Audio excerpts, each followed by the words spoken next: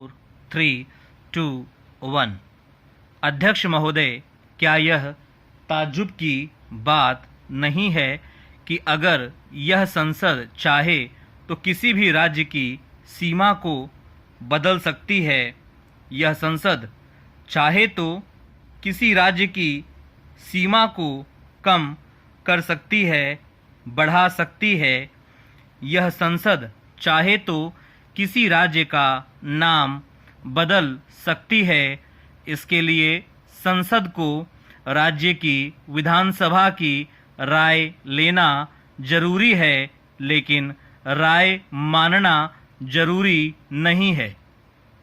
मगर इस विधेयक में व्यवस्था की जा रही है कि अगर एक राज्य भी कहेगा कि केंद्र में अंग्रेजी चलनी चाहिए, तो फिर केंद्र में अंग्रेजी चलेगी। यह संसद अपने अधिकारों को दूसरों को नहीं सौंप सकती। केंद्र की राजभाषा के मामले में एक राज्य के हाथ में वीटो का अधिकार नहीं दिया जा सकता। मैं एक बात और कहना चाहता हूँ। जहाँ तक लोकसभा और राज्यसभा के अधिकारों का प्रश्न है, इस विधेयक के द्वारा लोकसभा के अधिकारों को कम किया गया है। हम राजभाषा के मामले में कोई भी फैसला करें, हम बहुमत से कर सकते हैं।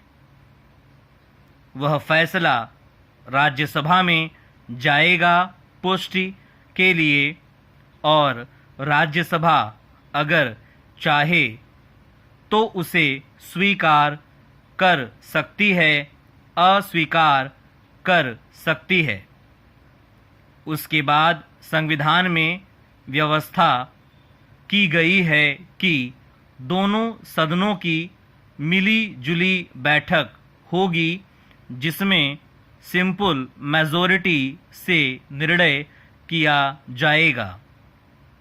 मगर इस विधेयक में कहा गया है कि सब राज्यों की विधानसभाओं से पूछो और फिर राज्यसभा से भी प्रस्ताव पास कराओ। मैं नहीं समझता कि सदन इस स्थिति को स्वीकार कर सकता है। यह प्रश्न केवल भाषा का नहीं है, यह केंद्र की शक्ति का और सर्वप्रभुता का प्रश्न है।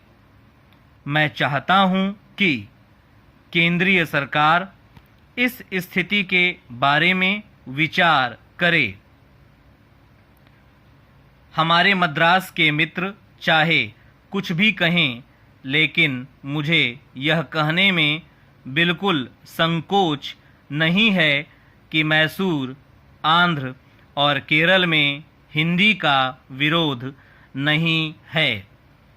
अभी हाल में ही श्री निजरलिगप्पा ने एक भाषण देते हुए कहा कि उनके यहाँ हिंदी पढ़ाई जा रही है। केवल मद्रास ही ऐसा प्रदेश है जिसने भाषा के बारे में सार्वदेशिक निर्णय को स्वीकार नहीं किया है।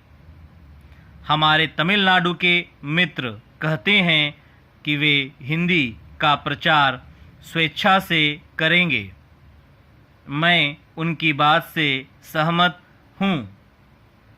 जब कोई चीज़ लादी जाती है तो उसका विरोध होता है, लेकिन संविधान सभा का निर्णय लादना नहीं है। संविधान का पालन करना लादना नहीं है।